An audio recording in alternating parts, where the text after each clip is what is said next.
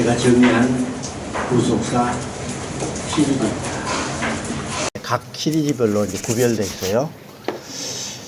각 장, 각 권 요약 시리즈요. 이건 이제 각 권별로 되는데, 성경 통독 가이드는 성경 장의 제목과 단락의 제목이 간단히 되어 있어요. 그 다음에 이제 구속사 핸드부는 이것을 조금 설명을 붙였죠. 사료를 붙였어요. 그 다음에 각 장 개관은 그것보다 2배 정도 또 살이 붙어 있어요. 그 다음에 하루 한 장 묵상은 하루 한 장을 A4 2페이지 정도로 정리가 되어 있어요. 그래서 여러분이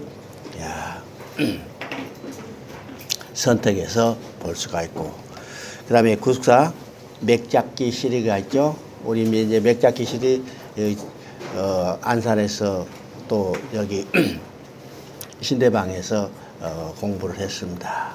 이거는 각 권을 아주 짧게 핵심적으로 맥을 정리한 겁니다. 그래서 각 책별로. 그 다음에 이제 각 권 10분 개관은 이 맥잡기보다 좀 2배 정도 양이 많아요. 그러니까 맥잡기가 한 페이지 반 정도라면 10분 시리즈는 3페이지에서 4페이지가 되는 겁니다. 그러니까 양이 조금씩 양이 많아지는 거예요. 그 다음에 각 권 해설은 이건 성경 한 권을 한 번에 설교하는 겁니다. 설교. 그래서 이 양은 한 시간 정도 설교할 뿐이에요. 그러니까 창세기를 1시간 설교, 출애굽기를 1시간 설교. 왜 이것을 했냐면 우리가 성도들이 성경 공부한다 해도 거의 10% 정도 참석하지 않잖아요. 그러면 나머지 90%는 성경을 배울 기회가 전혀 없는 겁니다. 그래서 성경 66권을 설교를 통해서 배운 거예요. 그러면 거의 매주에 거의 성도들이 예배에 참여하잖아요. 그때 한 주간에 계속 성경 한 권씩을 설교해 가는 거예요. 그러면 66주 참석하면 66권 다 설교가 되는 거죠. 그러면 1년 반이면 장세기부터 계시록까지 성도들이 다 내용이 무엇인지를 맥잡게 되어 있습니다. 그래서 각권 해설, 그렇죠. 그 다음에 이제 시리즈가 있습니다. 국사 조감 시리즈. 지금 우리가 배우고 있는 것이 국사 조감입니다. 이건 전체가 아니라 각 책의 국사 핵심을 뽑아가지고 이걸 이제 연결시키는 거죠. 그래서 지금 우리가 배우고 있는 것은 국사 공부 교재, 그 다음에 국사 성경 조감이 있습니다. 원래는 이 성경 조감이 기본적인 책이에요. 기본적인 책인데, 이제 시간 같은 것을 이제 해가지고 국사 공부 교재 조감, 그 다음에 국사 핵심 강좌가 있습니다. 이 핵심 강좌는 구속사 조감의 2배 정도 분량이 되는 겁니다. 그렇죠? 여러분이 성경을 조금 더 이제 국사 관점에서 연구하고 싶다면 국사 핵심을 가지고 공부하는 것이 상당히 좋아요. 그렇죠? 그 다음에 이제 성경 공부 시리즈. 실제로 이제 교회에서 소그룹으로서 성경 공부할 때 쓸 수 있는 교재입니다. 그래서 초급 단계 교재는 딱 6주 분량으로 되어 있습니다. 우리가 이제 교회 처음 나오면 초신자 교육을 하죠.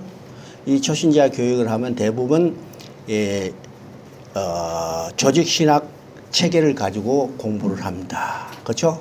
이러면 이제 초신자 교육 교재를 보면 돼서, 그래서 제일 먼저 나오는 것이 뭐냐? 하나님이 너. 그 다음에 뭐예요? 예수가 누군가? 기독론이죠. 그 다음에 구원론, 성령론, 교회론, 이렇게 해서 조직 신학 6개 체계 이렇게 해가지고 됩니다. 근데 이 시리즈는 성경을 기준으로 되어 있어요. 국사 기준으로 해서. 그 다음에 이제 52주 과정이 있습니다. 1년이 몇 주예요? 52주. 그래서 매주 성경 공부 소그룹 할 때 한 과목씩 해서 52주 과정이 있습니다. 그 다음에 이제 성경 국사 핵심 있죠? 이건 국사 핵심 강좌를 문답식으로 만들어 놓은 겁니다. 문답식으로 만들었어요. 제가 할 일 없어가지고 맨날 이런 것만 한 거예요. 그죠? 문답식으로 만들어 놨습니다. 그래서 이것도 소그룹으로 공부할 때 유용할 뿐만 아니라 여러분이 문답식으로 공부하면 좀 내용을 잘 파악할 수 있죠? 이런 공부할 수 있습니다. 그 다음에 이제 외국어 번역 자료가 있습니다. 여러분 이제 아는 분 중에 선교사로 나오는데 혹시 이런 나라하고 연관이 있다 하면 이제 자료를 보내주시면 좋아요. 제가 이제 여러 군데를 돌아다녀서 그 덕분에 여러 나라 말로 번역을 했습니다. 그래서 국사조감, 아까 얘기했죠. 그 기본적 국사조감을 영어로 번역하고 그 다음에 국사조감 맥잡기도 영어로 번역이 됐습니다. 그 다음에 국사조감 러시아로 번역되어 있고 국사 공부제 우리가 공부하는 이 교재도 러시아로 번역되어 있습니다. 그 다음에 스페인어로도 번역됐어요. 스페인어. 그 다음에 인도네시아, 그 다음에 캄보디아, 우리 저 뒤에 키르기스 선교사가 수고를 하셔서 키르기스어로 번역했고, 그 다음에 스리랑카, 베트남어는 교재가 번역된 게 아니라 제가 거기에 줌으로 강의를 했기 때문에 PPT가 번역이 되어 있습니다. 그래서 제가 꿈을 꾸고 있는 것은 세계 권역별로 그 언어를 쓰는 인구가 많은 데서의 권역별로 그래서 이제 중국은 크죠? 중국말은 번역되어 있고 그 다음에 스페인어는 멕시코 밑으로 브라질을 제하고 전부 스페인어를 쓰고 있습니다. 그 인구가 만만치 않죠? 그 다음에 러시아권, 그 다음에 인도네시아도 인구가 2억 5천입니다. 대단하죠? 2억 5천. 2억 5천 중에 이슬람 교도가 1억 9천, 그 다음에 기독교인이 3천만입니다. 많아요, 적어요? 많아요. 그 다음에 다른 종교, 기타 종교, 힌두교, 불교 이렇게 해가지고 나머지 있습니다. 그 다음에 이제 영어는 미국이나 영국이 아니라 아프리카의 대부분이 영어를 쓰고 있고 인도나 파키스탄에 영어를 쓰고 있죠. 이 영어로 번역하게 된 것은 스리랑카를 강의하다가 영어로 번역해야겠다 이게 해서 영어로 번역한 겁니다. 스리랑카도 영국의 지배를 받았기 때문에 아직도 영어를 많이 쓰고 있어요. 그래서 강의하다 보니까 제가 강의를 하면 거기서 영어로 통역해요. 영어로 통역하면 또 스리랑카로 그자에서 그래서 이제 했으니까 여러 나라 말로 번역되어 있습니다. 여러분이 연관된 선교사들이 계신다면 그게 보내주시면 참고로 사용될 겁니다. 잠깐만요. 일본어는 없나? 응? 일본어는? 일본어는요, 번역한다는 사람이 지금 2년이 돼도 소식이 없어요. 요새는요, 번역도 어렵지 않습니다. 제가 일본어를 안다면 열흘 안에 일본어를 번역할 수 있을 텐데, 그래서 일본어를 공부해야겠다 생각이 들었어요. 요새는 AI가 있습니다. 여러분요, 문장 자체는 정말 고칠 것이 없어요. 영어나 여기 일본어나. 그 단어만 제대로 알면 고치면 됩니다. 그렇죠? 그래서 혹시 일본어 우리 이선옥 지금 배우고 있어요. 지금 그 정도 아니고 성경을 읽고 성경의 그 신학적 용어와 성경 용어를 알아야 해요. 문장은 뭐 안 배워도 돼요. 그 용어. 2년 동안 기다렸으니까 1년만 더 기다려보고. 아니요. 저기 잘하시는 계시니까. 그러니까 이 국사 조감 가져가서 그분한테 번역. 아니 그거 말고 그거 말고 국사 조감 이 책 있어요. 내가 나중에 드릴 테니까. 아니 그거 가지고는 안 되고 요거요 여기 원본 USB로 가져가야 번역할 수 있어요.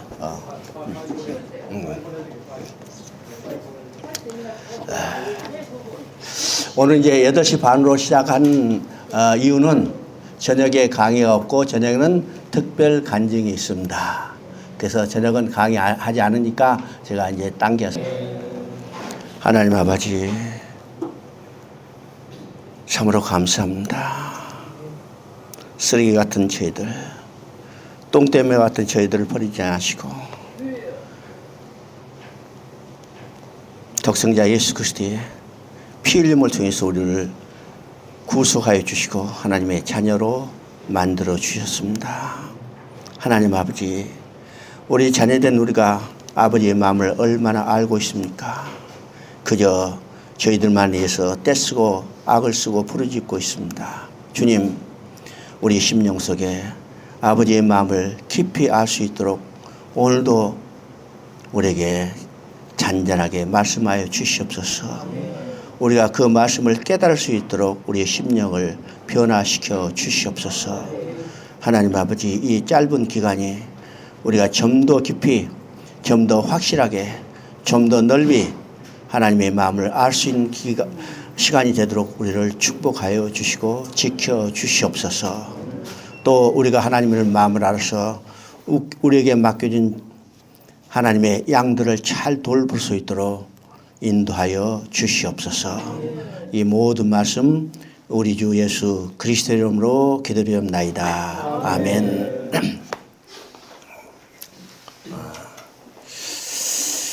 제가 이제 늦게 신학교를 갔죠. 그래서 이제 신학교 졸업하고 목사 안수 받으니까 오락할 데가 없잖아요. 이제 제 신학교 갈 때 나하고 같이 동역했던 친구가 있어요. 그 친구는 부산학교 동기인데 일찍 군대에서 나와가지고 장로 신학교 나와서 이제 목회를 했는데 그 교회에 내가 전도사로 간 거죠. 그러니까 전도사 적을 두고 저는 이제 군인 교회 목회를 했습니다. 목회를 했는데 그 교회를 이제 열심히 있어가지고 지금 이제 아파트 단지로 그 교회를 옮겼어요. 옮겼는데 너무 열심히 하다 보니까 교통사고로 그 목사가 그냥 죽었습니다. 그러니까 빚도 많고 여러 가지로 아직 정리되는 상태가 아니니까 내가 이제 거기 전도사로서 한 6개월 동안 모든 것을 다 정리했어요. 정리했는데 다른 이제 큰 교회에서 부목사를 파송해 가지고 그 교회를 인수한 다음에 나는 갈 데가 없었잖아요. 그래서 그때부터 저는 완전한 무적이 됐습니다. 그래서 어느 교회 아는 사람 붙여서 그 전도 목사로 이제 그 적은 둬야 하잖아요. 그러고 이제 뺑뺑 돌아다니다가 중국에 간 겁니다. 중국에서 그다음에 이제 70대면 은퇴 목사로 이제 그 노예록에 들어가 있잖아요. 저는 그 순간부터 없어졌어요.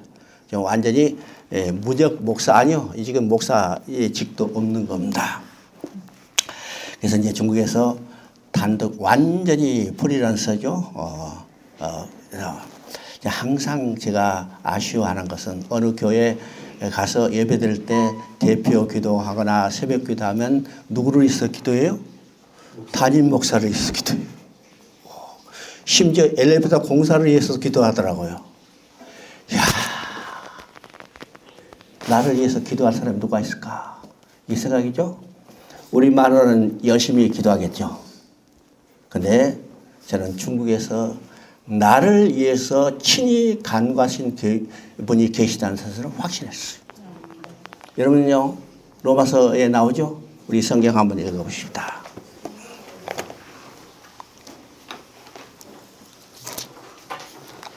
로마서 8장 한번 읽어봅니다. 로마서 8장 26절 27절 한번 읽어봅니다. 이와 같이 성령도 우리의 연약함을 도우시나니 우리는 마땅히 기도할 바를 알지 못하나 오직 성이 말할 수 없는 단식으로 우리라여 친히 간구하시리라. 대단하죠? 27절 봅니다. 마음을 살피시는 이가 성령의 생각을 아시나니 이는 성령이 하나님의 뜻대로 성도를 위하여 간구하시니라. 자, 이거는 성령이 간구하시는 거죠? 성령이. 34절을 봅니다. 누가 정죄하려 죽으실 뿐만 아니라 다시 살아나신 이는 그리스도 예수시니 그는 하나님 우편에 계신 자요 우리를 위하여 간구하시는 자이라. 여기는 누가 기도해요? 예수님이 기도합니다. 내 혼자 있는 게 아니에요. 세상 사람은 나를 위해서 기도할 사람이 없다 하더라도 누가 기도해요? 성령님이 기도하고 예수님이 친히 나를 위하여 간구하신다는 거예요. 우리가 이 확신을 가질 때 결코 외롭지 않죠? 세상에 어떤 분이 나를 위해서 기도하는 것보다 삼위 하나님 중에 두 분이 나를 위해서 기도하고 있잖아요. 두 분이 나를 위해서. 여러분 어떤 경우라도 낙망하지 마시고 이 확신을 가지시길 바랍니다. 자, 이제 오늘 이제 빨리 좀 진행해야죠.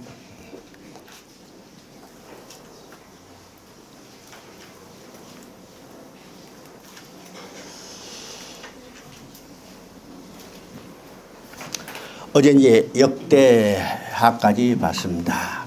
그럼 이제 이제 역사서 중에 세 책이 남아있죠. 그 세 책은 에스라, 느헤미야, 에스더 세 책입니다.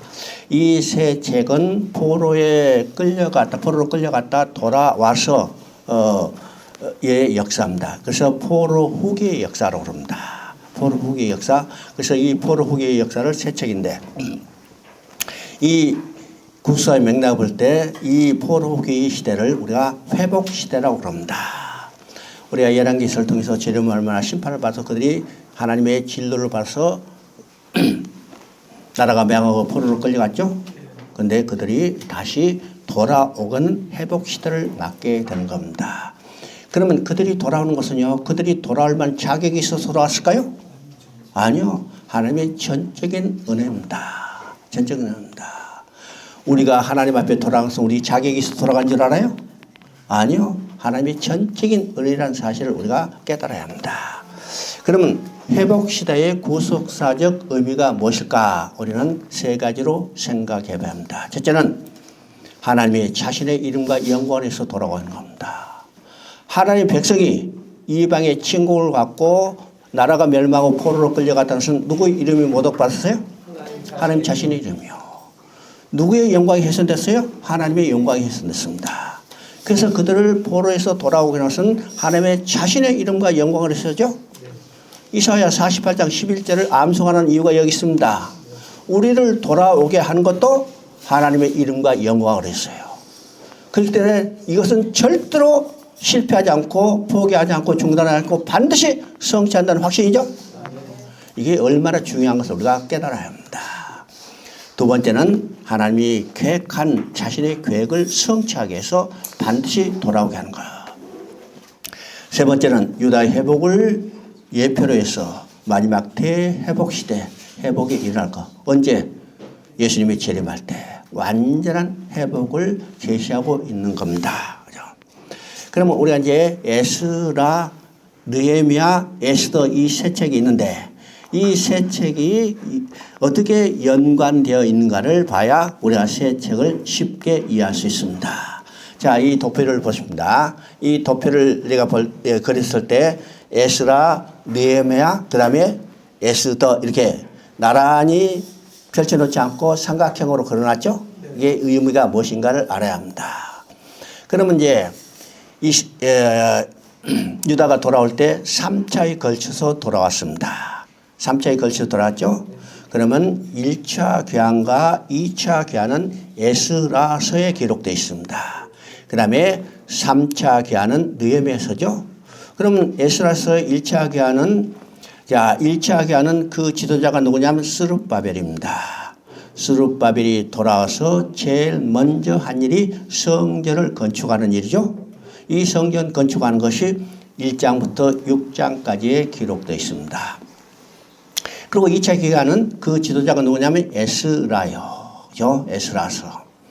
그래서 1차 기간 때부터 80년 후에, 그러니까 시차가 80년이죠. 80년 후에 에스라가 인솔에서 돌아와서 한 일이 뭘까? 여러분 1차 돌아서 성전을 건축했죠? 그러면 2차에 돌아서 할 일이 뭘까요?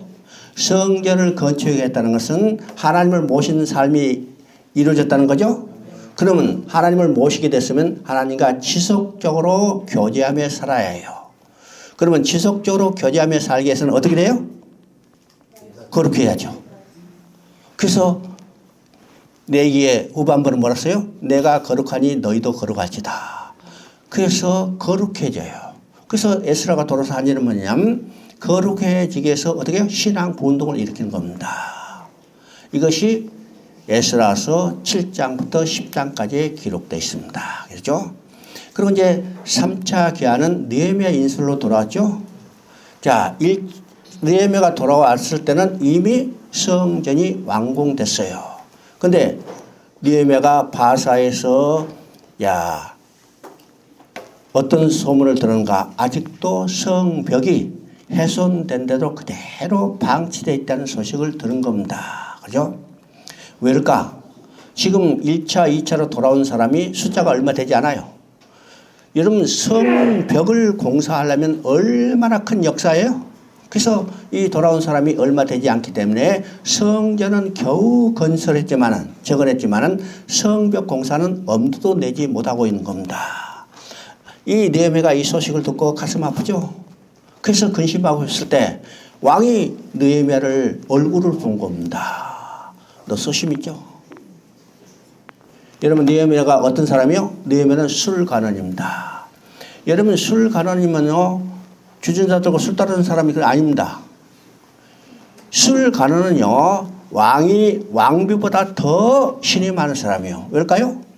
옛날에는 음식으로 독살이 많았죠. 그래서 왕이 음식을 먹기 전에 마지막으로 독이 들었느냐 안 들었느냐 체크해 본 사람이 누구냐? 술관원이요. 그래요. 그래서 술관원이 얼마나 왕의 신임을 받은가 이게 중요하죠. 근데 만약에요 이 술관원이 얼굴이 변한다면 죽음입니다. 이럴까요? 얼굴이 변하는 것은 두 가지 상이죠. 첫째는 병들면 얼굴이 변해요. 그죠? 색이 변해. 내가 얼굴 변했다, 노래졌다면 이거 간이 나쁜 거죠? 얼굴이 변하는 것은 빨개졌다면 감기 걸린 거예요. 그죠? 얼굴이 변하는 것은 병든 겁니다. 술관원이 병이 있다는 당장 못 가시죠? 두 번째는 마음에 다른 음모가 있다면 얼굴이 변해. 그러니까 술관원이 얼굴이 변하는 것은 당장 사형입니다. 근데 이 느헤미야는 얼마나 신임을 받았으니까 왕이 느헤미야 얼굴색이 변화되고 근심하는 거예요. 야, 너 무슨 근심이냐? 그때 느헤미야가 자기 속에 있는 마음을 말하는 겁니다.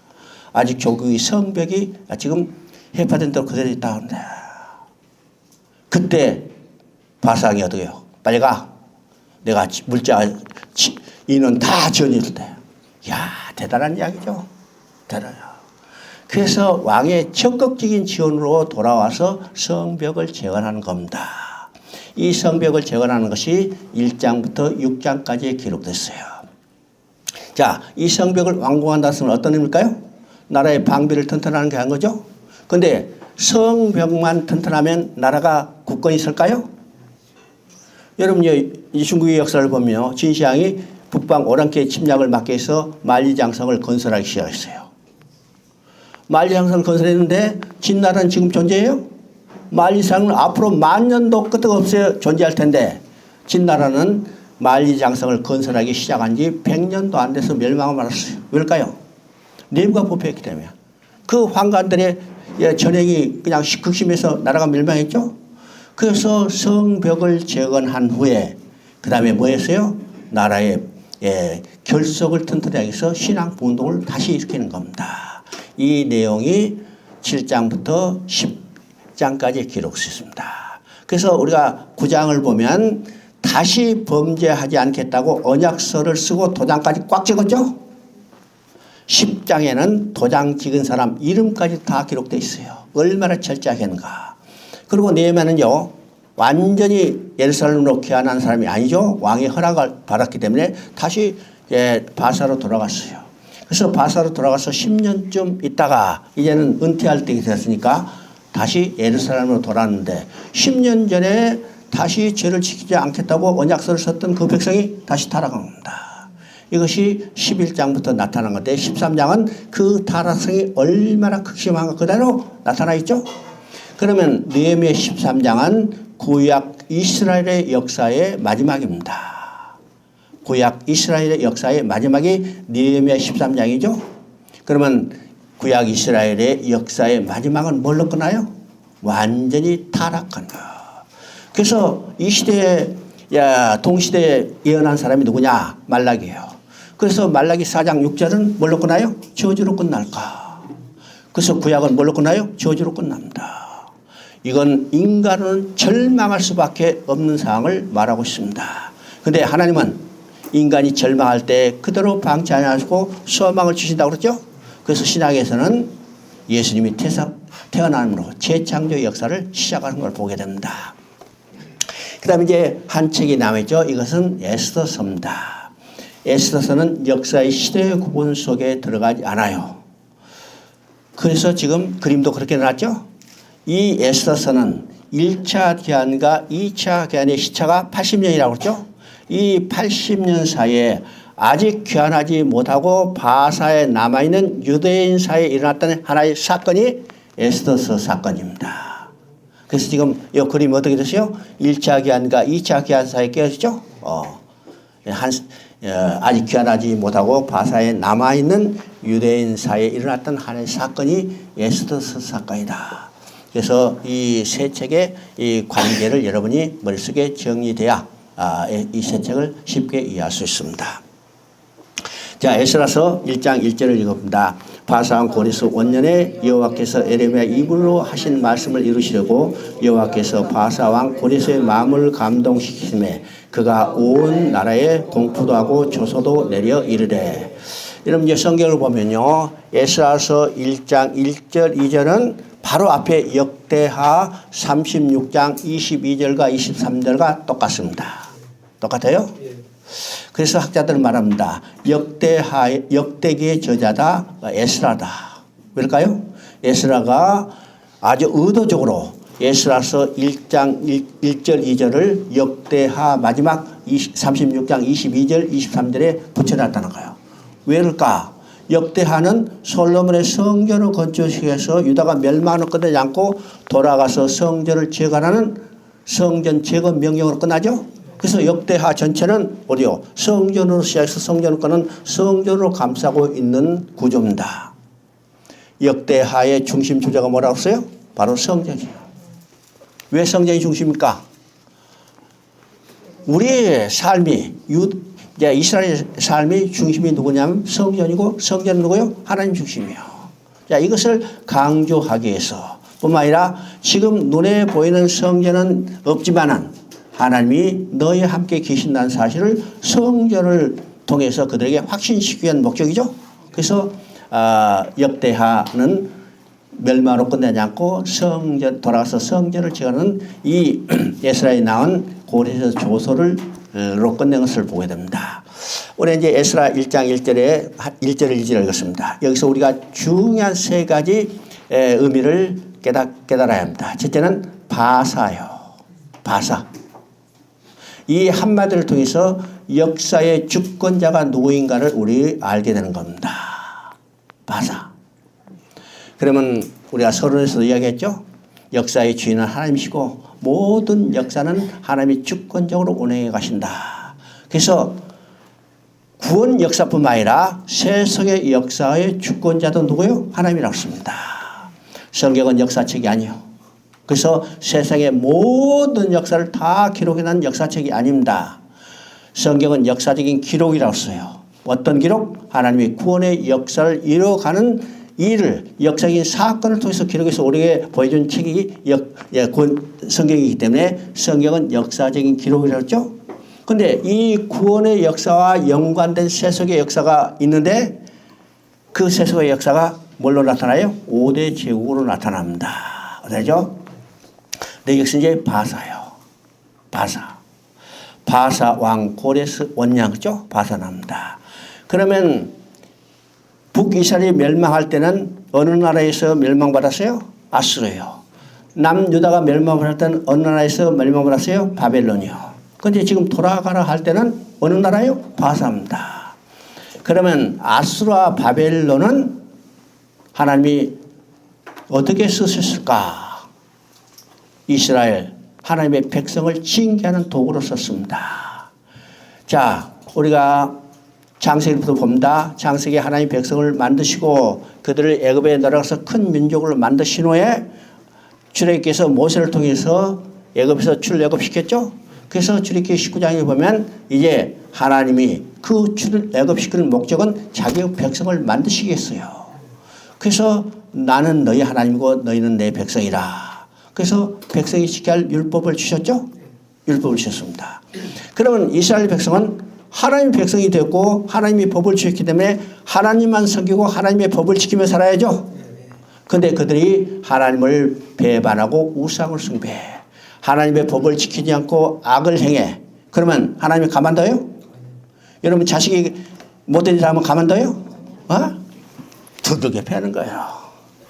하나님도 자기 백성이 잘못하면 징계해야죠. 그래서 북이스라엘은 이 아수르를 통해서 징계했습니다. 남유다는 바벨론을 통해서 징계했죠. 징계했어. 자, 징계 기간이 끝났습니다. 징계 기간이 끝났으면 징계할 때 쌓였던 해초리를 꺾어버리시죠. 그래서 아수르 바벨론은 꺾어버리시고 이제는 돌아가게 할 때는 새로운 도구를 사용하시는 거예요. 그 도구가 누구예요? 바사라는 나라입니다. 그러니까 아수르나 바벨론이나 바사도 다 누구의 주권 속에 있어요? 하나님의 주권 속에 있고 하나님의 구속의 역사를 이루가는 도구에 불과하다는 거예요. 그래서 이 세상의 모든 역사의 주권자도 누구냐? 하나님이요. 우리 인생의 주권자도 하나님이고 모든 환경의 주권자도 하나님이라는 사실을 알아야 합니다. 내 인생의 주권자 누구예요? 하나님이요. 언제 어디서 태어났어요? 우리 오성교님 언제 어디서 태어났어요? 68년 서울에서 태어났습니다. 내가 68년 서울에서 태어났다고 태어날 때부터 다 결단하고 태어났어요? 어디서 태어난지도 몰라. 언제 태어난지도 몰라. 나중에 알려주니까 알았죠. 언제 죽을 거예요? 우리 김 목사님. 언제 죽을 거예요? 어디서 죽을 거예요?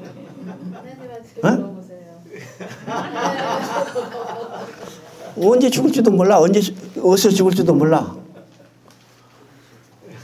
태어날 때는 혹시 부모는 알지 몰라도 죽을 때는 부모도 모르죠.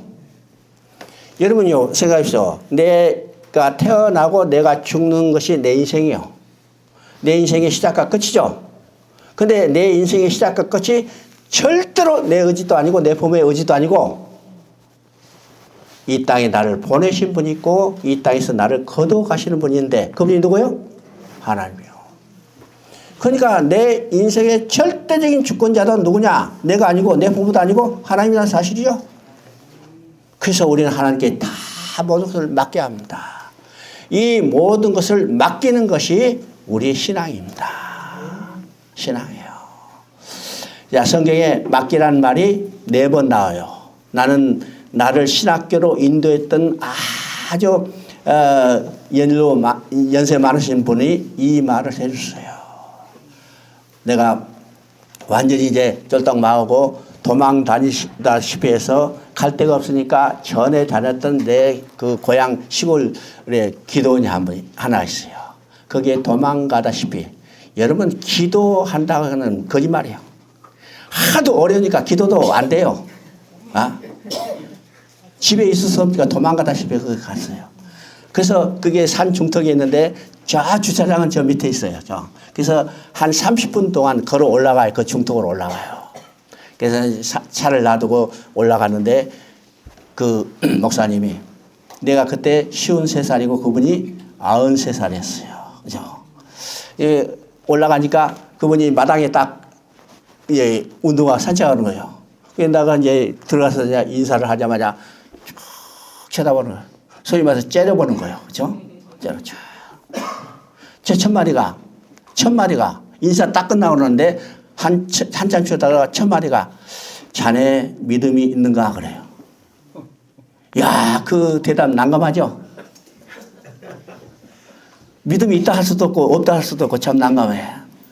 의도적인 질문입니다. 그래서 오물오물하니까 자네 근심이 있는가 그래요. 두 번째 질문이요. 근심이요. 지금 근심이 콱 쌓여가지고 주체할 수 없는 상태로 지금 왔잖아요. 그래서 이제 여기 주저지시를 얘기하니까 딱 앉혀놓고 하는 거지. 성경에 근심 하라겠어 안 하겠어? 성경에 근심 하라겠어요 하지 말라고 했어요. 근심하지 말아요. 딱 한 말이 근심 있으면 자네 믿음이 없는가? 딱 한 말이죠. 그러면서 저기 하면서 다 하나님께 맡기라는 거예요. 성경에 맡기라는 말이 어디에 나와 있는가? 오늘 한번 찾아볼까요? 나는 그걸 지금까지 잊지 않죠. 첫째 찾아봅니다. 시편 37장 5절 한번 읽어봅니다. 크게 읽어봐요. 시편 37장 5절. 내 길을 여호와께 맡기라. 자, 거기죠. 내 길을 여호와께 맡기라. 그죠? 시편 55편 22절.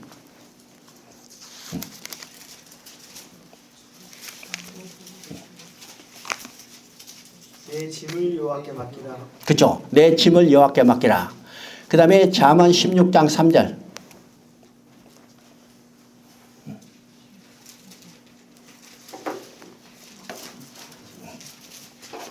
너의 행사를 여호와께 맡기라. 거기서 나오죠? 행사를 여호와께 합니다. 그 다음에 베드로전서 5장 7절.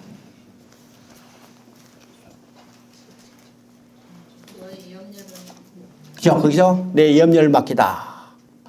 길을 맡기라, 짐을 맡기라, 행사를 맡기라, 염려를 맡기라. 이게 맡기는 것이 우리의 신앙입니다. 그래서 이제 그분이 이 말씀을 다 나누고 하는 말이 그래요. 자네 신학교 가보는 게 어떻는가 그래요. 그래서 내가 그랬어요. 아유, 이제 신학교 이 나이에 신학교 어떻게 갑니까? 그랬더니 그분이 아니야. 자네 내 나이 몇 살인지 아는가? 그랬어요. 아유, 목사님 지금 93이지 않습니까? 그러면 자네하고 지금 몇 살 차이요? 그래요. 40살 차이죠? 그럼 지금 시각에도 40년 하겠나? 그래요. 그때 시작한 것이 지금 30년이 지났다. 아직 10년 남았죠. 10년 남았습니다. 또 사실 것 같아요. 건강하죠. 그분이 제가 신학교 졸업하자마자 돌아가셨어요. 그러자 뭐 하다 얘기 나는가. 하여튼요, 우리 인생의 주권자도 하나님이요. 이거 하셔야 합니다. 이제 두 번째는 고레스 원년입니다. 고레스 원년이죠. 고레스 원년이게 바사한 고레스 원년은 이전에 바사 메다라는 연합국이 있었는데 이 고레스가 나타나가지고 이 연합국을 통일 바사 왕국으로 통일한 겁니다. 그래서 이제 원년이죠. 그래서 통일 왕국을 만든 다음에 자기가 하나의 기념 사업을 하는 것이 뭘까요? 포로로 끌려갔던 백성들 다 돌아가게 하는 겁니다. 야, 자기야, 내가 큰 일을 했다. 이렇게 생각할지 몰라도 지금 이 고레스라는 사람이 나왔는데 하나님은 이미 고레스 태어나기 전에 200년 전에 내가 고레스를 통해서 내 역사를 이루겠다고 이미 예언을 했어요. 그 예언이 어디에 나오는가? 이사야 48장 28절에 나옵니다. 거기 봅니다. 고레스에 대해서는 이르기를 내 목자라, 예루살렘에 대해서는 중건되리라, 성전에 대해서는 내 기초가 놓여지리라. 자, 이 예언을 할 때는 고레스 태어나기 정확히 200년 전입니다. 고레스는 태어날 때 자기 이름도 모르죠. 어디서 태어난지도 모르고 언제 태어난지도 모르지만 또 무엇을 하는 일은 그 사명조차도 전혀 알지 못하지만 이미 하나님은 200년 전에 내가 고레스를 통해서 내 역사를 이루겠다고 이미 예언했습니다. 그대로 성취된 것을 보고 있죠. 하나님께서 자신의 계획을 얼마나 정확하게 성취해 가는 것을 우리가 보게 됩니다. 그 다음에 세 번째는 어디인가? 에레미야 입을 통해서 하신 말씀을 이루시려고 그랬습니다. 그러면 에레미야 입을 통해서 하신 말씀을 이루신 것은 어디에 나오냐? 에레미야 29장 10절입니다. 내가 70년 차면 돌아오게 하리라. 자, 에레미야 입을 통해서 하신 말씀을 이루셔서 이스라엘 백성은 정확히 70년 만에 포로에서 돌았어요. 그러면 70년이 어떻게 계산나는가? 우리가 멸망할 때는 587년이고 돌아올 때는 537년이야. 우리가 멸망할 때부터 계산하면 50년밖에 되지 않죠? 예. 그러면 이스라엘이 유다가 포로로 끌려간 것도 3차에 걸쳐서 포로로 끌려갔습니다. 첫 1차 포로는 606년이에요. 600년입니다. 자, 바빌론이요. 아수르를 멸망시켰죠? 자, 그 세력을 몰아서 남유다도 점령해서 남친이 왔는데, 자, 예루살렘을 점령했다가, 자, 느부갓네살이 자기 아버지가 죽었어요. 아버지 장례를 치르기 위해서 병력을 출소한 겁니다. 그때 1차로 포로로 끌려가는데 이것이 606년입니다. 1차 포로로 갈 때 대표적인 인물이 누구냐면 우리가 잘 아는 같이 다니엘입니다. 다니엘이죠. 그 다음에 2차 포로로 끌려가는 것은 598년입니다. 이때 포로로 끌려간 대표적인 인물은 어제 봤죠. 열왕기 마지막에 유다왕 여호야킨과 그 다음에 에스겔입니다. 2차 포로. 그럼 3차 포로는 완전히 멸망할 때 포로로 끌려갔어요. 그러면 1차 포로로 끌려갈 때부터 돌아올 때까지는 몇 년이요? 606년부터 537년은 정확히 70년입니다. 70년이죠? 그러면 여기서 우리가 알아야 합니다. 우리가 오늘 기독교의 예언이라는 말이 많이 풍미하고 있죠? 오히려 기독교가 예언을 통해서 지금 어지럽게 됐어요. 그런데 성경적 예언이 어떤 것인가를 정확히 알아야 합니다. 성경적 예언은 하나님께서 하나님이 하실 일을 선지자를 통해서 미리 말씀하시고 선지자를 통해서 말씀하신 이 예언은 하나님이 친히 성취하시는 거예요. 이게 성경적 예언입니다. 우리가 약속을 믿고 있죠? 이건 정확히 성취돼요. 왜요? 선지자를 통해서 우리에게 미리 말씀하신 예언이기 때문입니다. 그죠? 오늘날 기독교 예언이라 해가지고 많이 이야기하는데 이건 한마디로 말해서 점치는 것과 똑같아요. 이거 조심해야 합니다. 점치는 것과 똑같습니다. 차라리 미아리 가서 복채 주고 보는 것이 더 정확해요. 여러분 어떤 사람이 예언 받았다 해가지고 거기 쫓아다니지 마세요. 그 다음에 2장 62절 봅니다. 사람들이 계보 중에서 자기 이름을 찾아도 얻지 못하므로 그들을 부정하게 여겨 제사장의 직분을 행하지 못하게 하고 우리가 지금 역대상에서 긴 족보가 나오고 지금 포로 후기의 역사에도 족보가 나오죠. 왜 이 족보가 중요할까요? 자, 돌아온 사람의 정체성이 누군가를 그들에게 확신시켜 줄 뿐만 아니라 하나님은 이 사람들이 누군가 남은 자들입니다. 성경에서 중요한 것이 남은 자 사상이죠. 남은 자가 누군가 이 돌아온 사람들이요. 하나님은 이 남은 자를 통해서 두 번째 건국 이스라엘을 건설하는 거죠. 두 번째 건국이에요. 오늘 남은 자가 누구예요? 바로 저와 여러분이요. 이 저와 여러분 남은 자를 통해서 하나님은 하나님 나라를 건설해 가는 겁니다. 그렇죠? 그래서 이 족보의 의미가 무엇인가 그렇죠? 그 다음에 4장 3절을 봅니다. 스룹바벨과 여호수아와 기타 이스라엘 족장들이 돼 우리 하나님 성전을 건축하는데 너희는 우리와 상관이 없느니라. 바사왕 고레스가 우리에게 명령하신 대로 우리가 이스라엘 하나님 여호와를 위하여 홀로 건축하려 하였더니 이로부터 그 땅 백성이 유다 백성의 손을 악하게 하여 그 건축을 방해하되. 자, 이제 1장은 지금 돌아온 이야기하고 2장은 이제 돌아온 사람의 족보를 쭉 정리했죠. 그리고 3장을 보면요. 성전을 건축하기 전에 그 터에 제단을 쌓고 번제부터 드렸습니다. 자, 성전 건축, 건물 건축 먼저 한 게 아니라 그 터는 전에 솔로몬의 성전이 있던 그 자리입니다. 그 자리에 제단을 쌓고 번제를 드렸어요. 왜일까요? 건물을 짓기 전에 하나님의 교제가 먼저 회복돼야 합니다.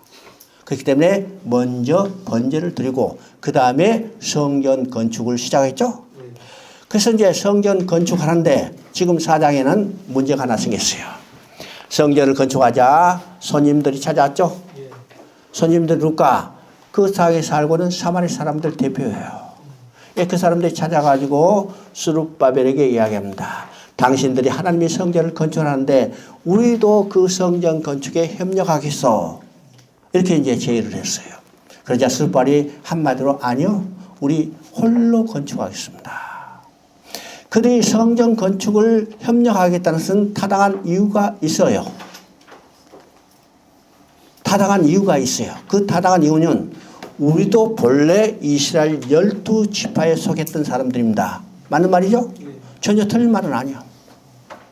우리도 12지파에 속했던 사람이에요. 또 뿐만 아니라 우리도 하나님을 섬기는 백성입니다. 그죠? 그러면 예견적으로 볼 때는 타당한 것 같지만은 내면으로 들어가면 완전히 다르죠. 왜일까? 이미 이스라엘 10지파는 여로보암이 북이스라엘을 건설할 때부터 무엇이 했어요? 하나님을 배반하고 우상을 섬겼던 거고, 그 다음에 아수르에 멸망받을 때 아수르가 완전히 혼합정책을 폈죠. 그래서 민족적 종교적 혼합정책을 펴서 새로운 족속인 사마리아 족속이 태어난 겁니다. 그런데 지금 유다는 어떤 족속이요? 포로로 끌려갔지만 포로 가운데서 정금 같은 신앙으로 재련당해 나왔습니다. 다니엘서는요, 그 믿음이 용광로 들어갔다 재련돼 나왔죠? 이게 순수한 신앙으로 나타났어요. 그런데 성전을 건축할 때 사마리아 사람과 함께 성전을 건축하면 이 순수한 신앙이 다시 어떻게 해요? 변질되고 오염되고 혼합되는 겁니다. 그것을 방지하기 위해서 우리 홀로 건축하겠어요.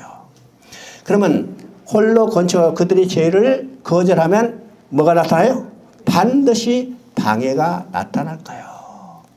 스룹바벨이 이것을 알았을까요? 몰랐을까요? 알았죠? 만약 그들이 제의를 받아들이면 성전 건축 빨리빨리 했겠죠? 인원도 동원하고 물자도 지어놓고 행정적인 절차도 아주 간소하게 했을까?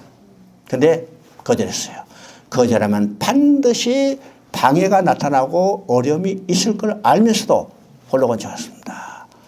우리 여러분에도 많은 유혹이 있죠. 그 유혹과 우리가 타협을 하면 타락하게 되는 겁니다. 우리의 신앙의 순수성을 지켜야 해요. 오늘 교회도 음으로 양으로 우리가 보이지 않는 많은 유혹들이 있다는 사실을 알아야 해요. 만약 그것을 거절하면 대적이요, 방해예요. 어려움이 있죠. 그래서 우리가 이 성전 건축도 14년 동안 방해 때문에 중단됐다는 사실을 우리가 깨달아야 합니다. 자, 그러면 어떤 의미일까요?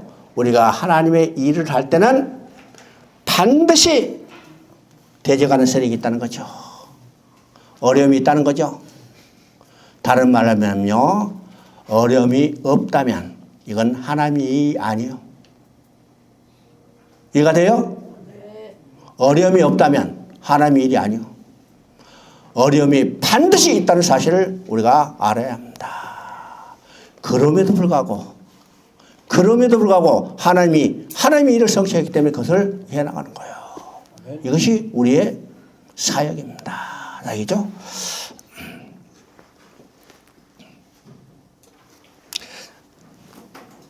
자, 느헤미야를 봅니다. 느헤미야 6장 15절부터 16절까지 합니다. 성경 역사가 52일 만에 엘루를 25일에 끝남에 우리의 모든 대적과 주위에 있는 이방 족속들이 이를 듣고 다 두려워하여 스스로 낙담하였으니 그들이 우리 하나님께서 이 역사를 이루실 것을 아미라. 자, 이제 3차로 기원해서 느헤미야가 성벽 재건을 이르죠. 그래서 이제 1장부터 6장까지 성벽 재건하는 일이기 때문에 6장은 지금 성벽이 다 완공되어 가는 단계입니다.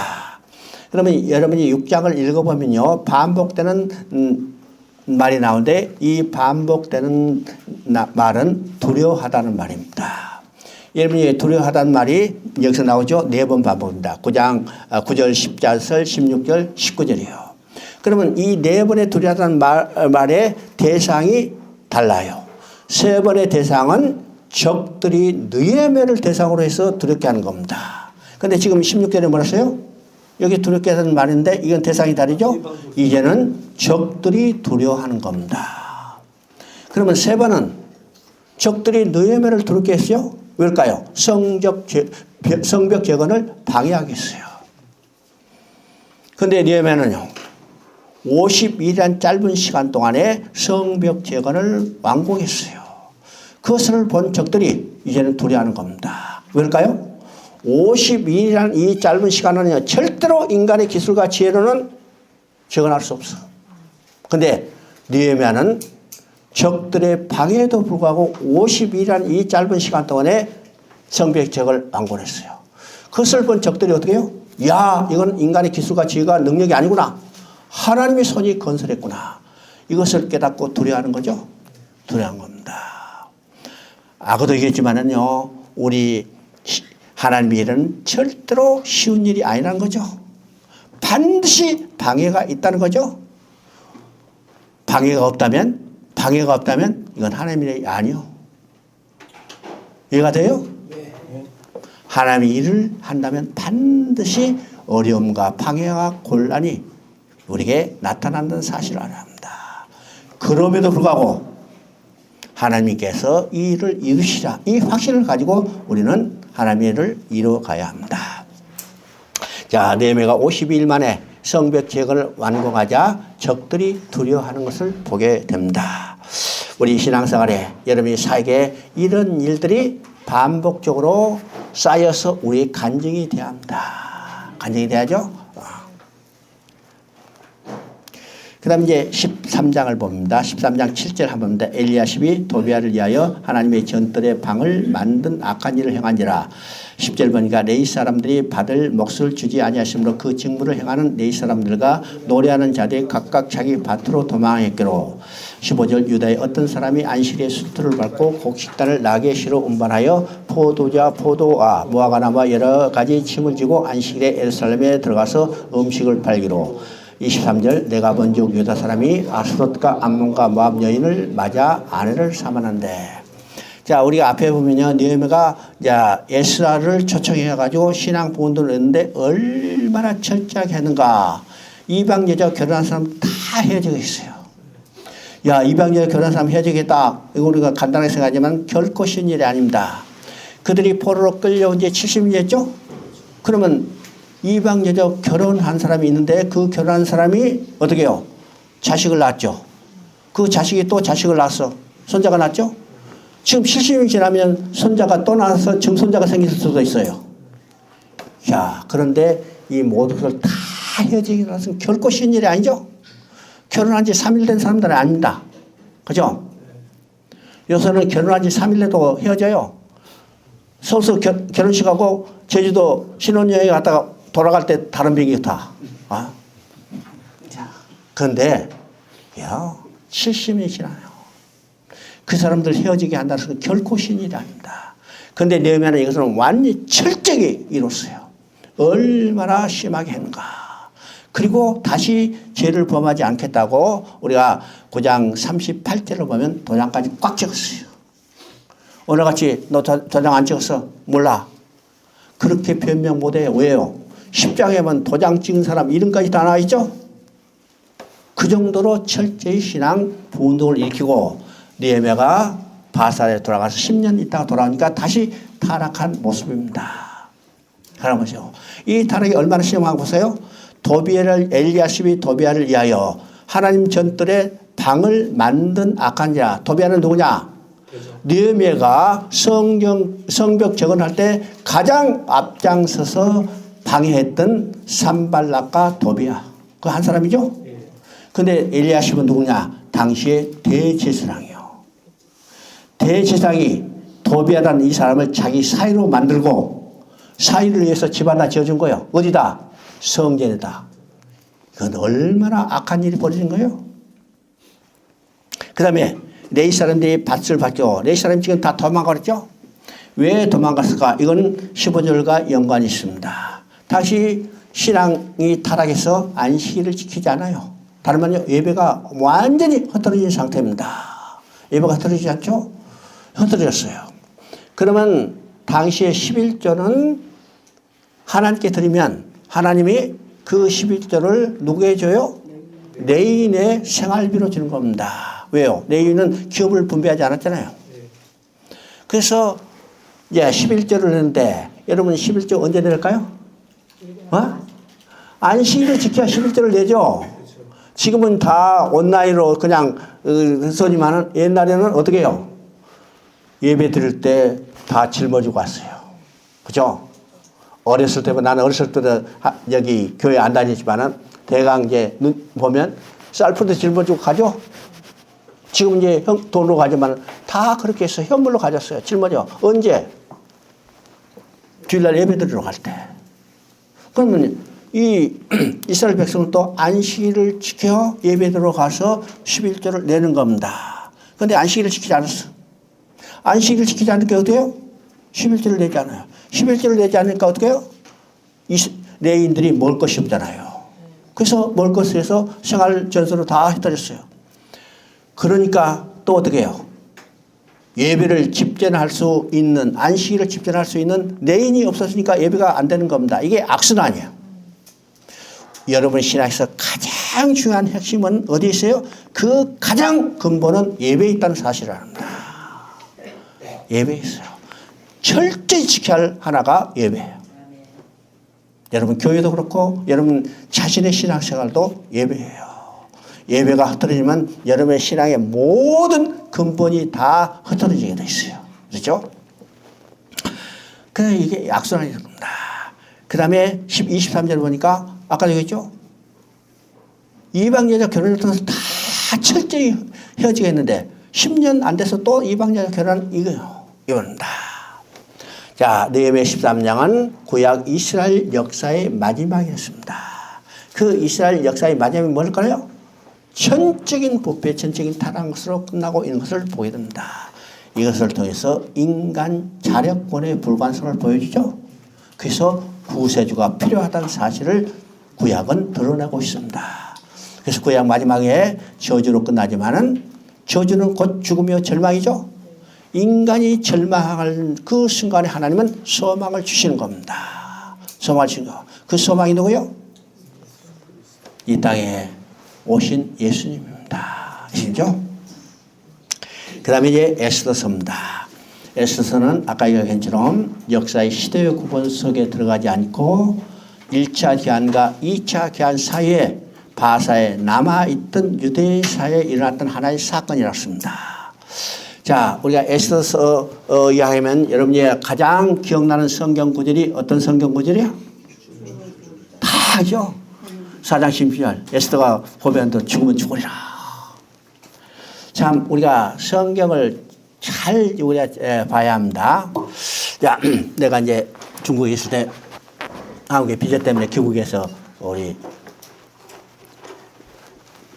있는데 내가 이제 뭘 정리할 일이 있어서 우리 손녀 딸 이제 방에 가가지고 이해했어요.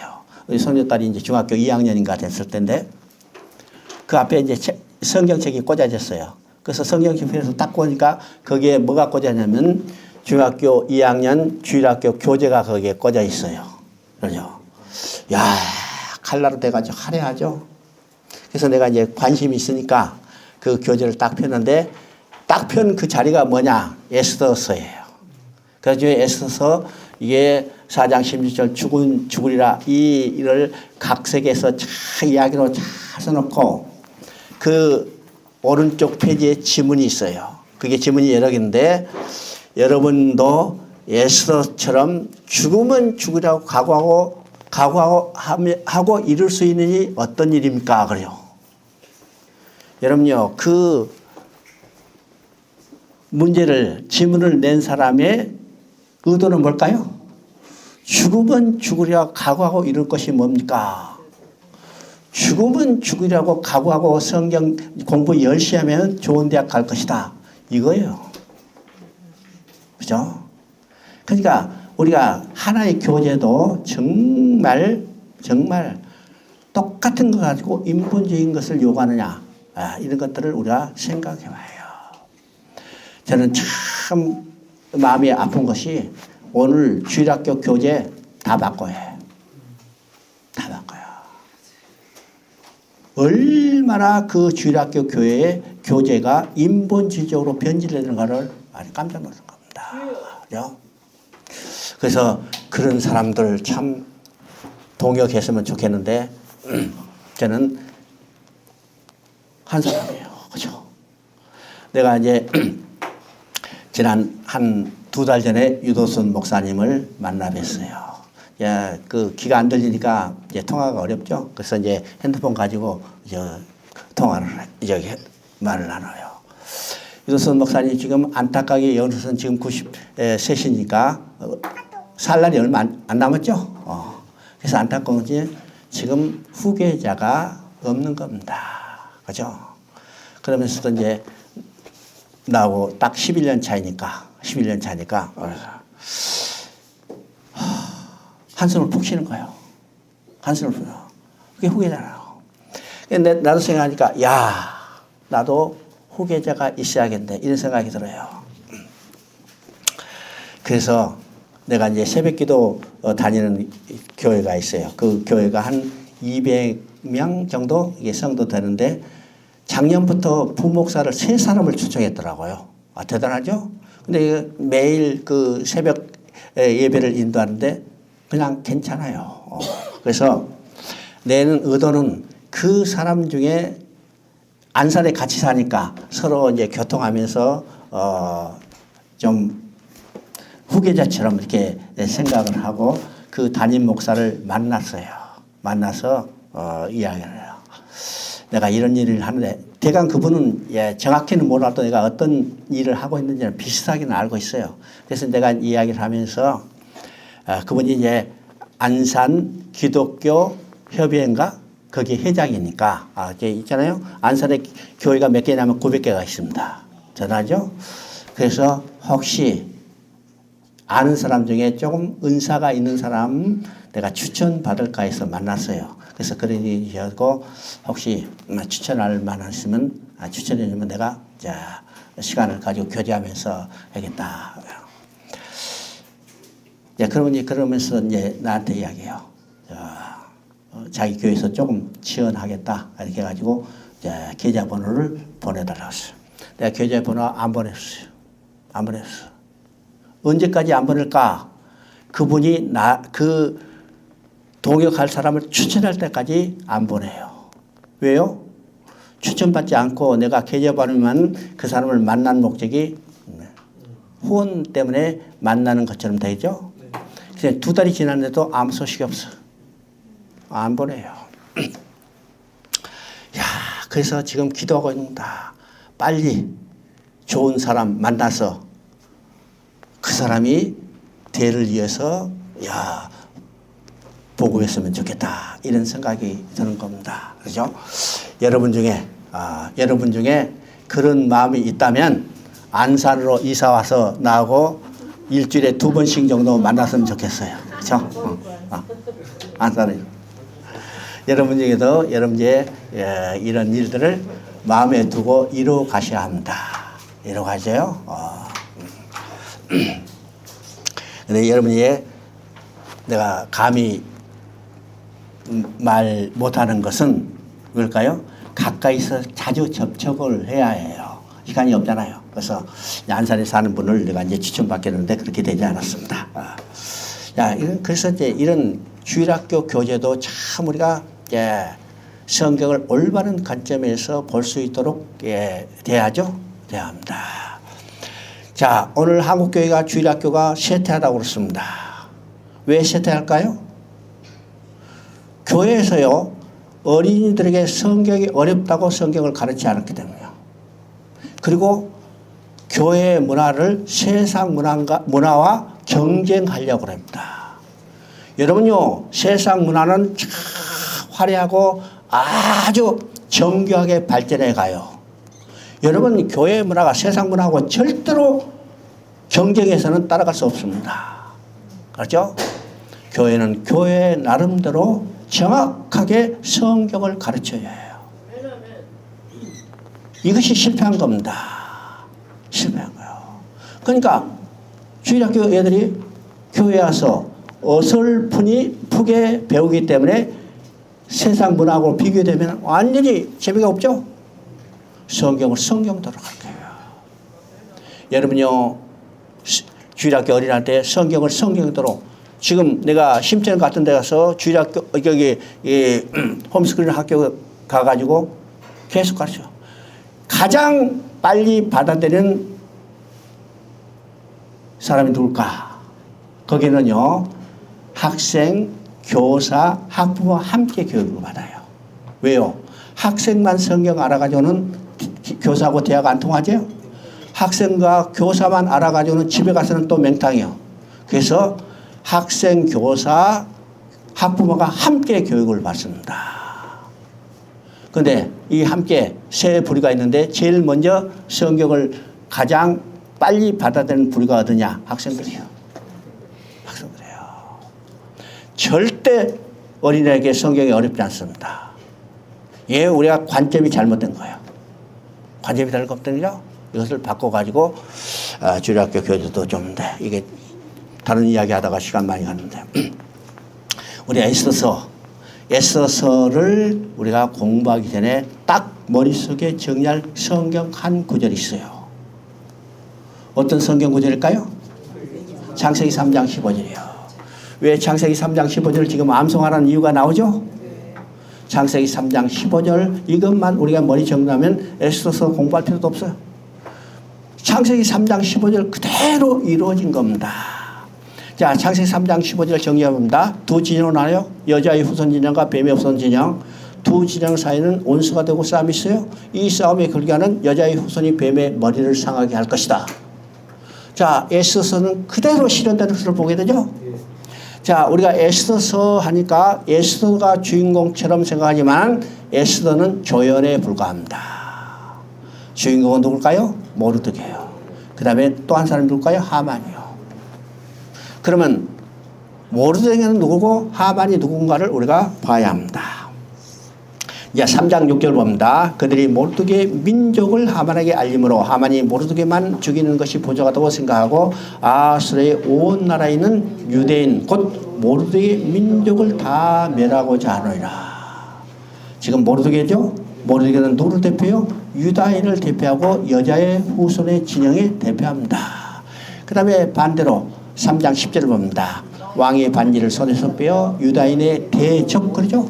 대적 곧 아각 사람 함무다의 아들 하만에게 주며.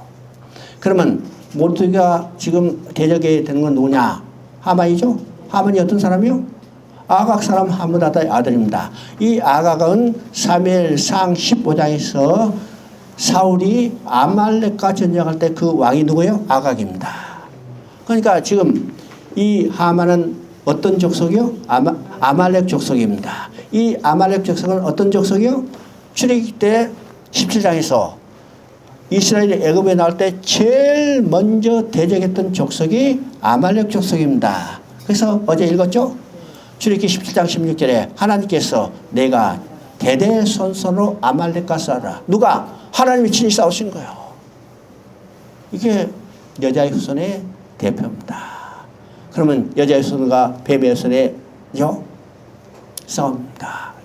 자, 하만이 유다인을 진멸하기 위해서 왕의 조서를 받았죠. 이게 13절 14절 나옵니다. 이에 그의 조서를 역전에게 맡겨 왕의 각 지방에 보내니 12째 달 곧 아달 30일 하루 동안에 모든 유다인들 이를 젊은이 어린이들을 막 나오고 죽이고 돌아가고 진멸하고 또 재산을 탈취하라 하였고. 지금 하만이 유대인을 진멸하기 위해서 왕의 조서를 받았어요. 자, 이 조서가 도착하면 12월 13일에 바사에 남아있는 유대는 다 진멸해요. 진멸은요 무서운 것이라고 했죠. 여기 보세요. 죽이는 거 끝나지 않고 돌이가는 건 찢어 발견하는 겁니다. 그 다음에 진멸하라 했어요. 진멸은 흔적도 없이 없애버리는 거다. 얼마나 철저하게 유대인을 없애기 위해서 지금 하만이 왕의 조서를 받았어요. 이 조서가 도착하면 바사에 남아있는 유대인은 시도 없어지는 거죠. 자, 이 경각의 순간에 가장 위대한 신앙 고백은 어떤 것일까? 자, 4장 14절입니다. 이때 내가 만일 잠잠의 말이 없으면 유다인은 다른 데로 말미암아 노임과 구원을 얻으리냐. 너와 내 아버지 집은 멸망하리라. 내가 왕후의 자리를 얻은 것이 이때를 위함이 아니지 누가 알겠느냐. 자, 이것은 에스더서에서 가장 위대한 신앙 고백입니다. 지금 모르드게의 신앙 고백은 어떤 것이요? 유대인은 결코 진멸되지 않는다는 확신입니다. 왜요? 왜? 유대인은 언약의 백성이요. 언약의 백성이기 때문에 하나님이 그들과 함께 계시다 했어요. 그래서 유대인은 환난과 핍박을 당한다 하더라도 진멸될 위기에 처한다 하더라도 결코 멸망되지 않는 확신을 가지고 있는 겁니다. 야, 큰일 났다. 너 어디 빨리 조치해라. 하지 않았어요. 유대인은 다른 데로 말미암아 노임과 구원을 얻으느냐. 그리고 뭐라 했어요? 내 아버지 집과 너와 내 아버지 집은 멸망하리니 내가 만일 잠잠하면. 그죠? 자, 이 말은 어떤 말일까? 지금 하나님께서요, 과소녀였던 이 에스더를 어디까지 앉혔어요? 왕후 자리에 앉혔습니다. 이 하나님께서 이 과를 왕후 자리에 앉힌 것은 에스더로 하여금 그 집이 부귀 영화를 누리며 살라고 한 목적이 아니죠? 목적이 뭐예요? 이날을 위해서요. 이날에 멸망받을 수밖에 없는 유대인을 구원하기 위해서 왕후 자리에 앉혔어요. 그런데 이 에스더가 그날에 말없이 잠잠하다면 유대인은 다 진멸되는 게 아니라 유대인은 다른 데로 말미암아 노임과 구원을 얻지만은 그 사명을 감당하지 못하는 에스더는 어떻게 해요? 멸망해요. 이것이 오늘 우리에게도 합니다. 하나님이 우리에게 사명을 주셨죠? 그러면 우리가 그 사명을 감당하지 못하면 하나님이 계획이 실패하는 거 아니고 중단하고 포기하는 게 아니고 다른 데로 말미암아 하나님의 계획은 반드시 성취하시자면 그 사명을 감당하지 못한 우리는 어떻게 해요? 버림을 받는 겁니다. 그렇죠? 그때 에스더가 정신 차리고 죽으면 죽으리라. 그러니까 죽으면 죽으리라 이 말보다 더 중요한 신앙 고백은 모르드게 신앙 고백이죠. 우리도 이 확신을 가져야 해요. 확신을. 자, 7장 10절 봅니다. 모르드게를 매달려고 한 나무에 하만을 다니 왕의 노가 그치니라. 이 두 날을 부림이라고 정한 그 안에 부림일을 지켜갔으니 이렇게 그대로 나타나죠. 하만이 모르드게를 달기 위해서 자기 집에다가 50규빗 되는 장대를 만들었어요. 그런데 그 장대에 누가 달렸어요? 하만 자신이가요. 이건 여자의 후손의 뱀의 머리를 상하게 할 것이다. 그대로 성취된 것을 보게 되죠. 그래서 멸망받아야 할 수밖에 없던 유대인들이 반대로 다 구원받고 그 유대인을 멸망시키는 적들이 다 지금 진멸되는 이것을 기념해서 지키는 절기가 어떤 절기요? 부림절입니다. 그래서 부림절은요 12월 13일 날 다 진멸받게 받을 수밖에 없게 된 상황을 역전이 돼서 구원받게 됐죠. 그래서 14일과 15일 이틀간을 지켰습니다. 14일은 무엇을 상징해요? 죽음에서 사망에서 생명으로 옮겨지는 유월절을 상징하고 이 15일은 예수님의 재림으로 모든 것이 회복되고 평안을 누리게 되는 초막제를 상징하는 겁니다. 그래서 이튿날을 지키는 것을 합니다. 그러면 이 부림절은 누구에서 성취돼요? 바로 예수 그리스도에서 성취된 겁니다. 그래서 유대인이 지키는 모든 절기는 누구에서 성취된 것을 계시해요? 예수 그리스도에서 성취된 것을 계시한다는 사실입니다. 자, 쉬었다가 10분에 시작하겠습니다.